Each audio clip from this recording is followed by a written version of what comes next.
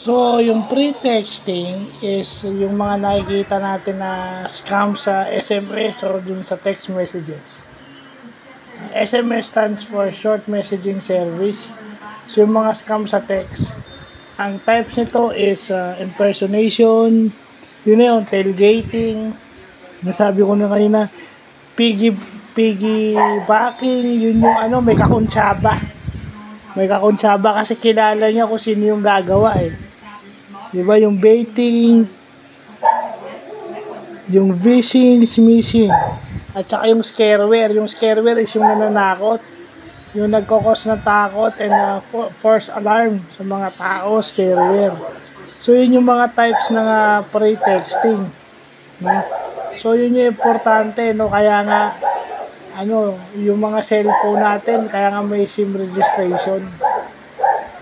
Pero yun nga, kasi every loophole may butas eh.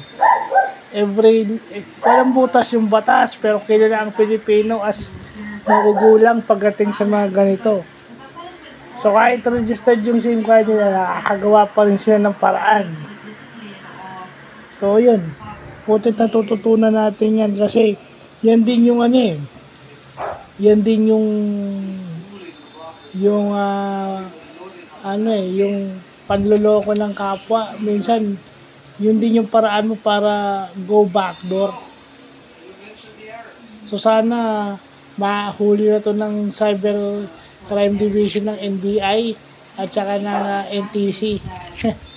So sana mahuli na tong mga gumagawa nito, pero mabuti na pag-aralan na natin.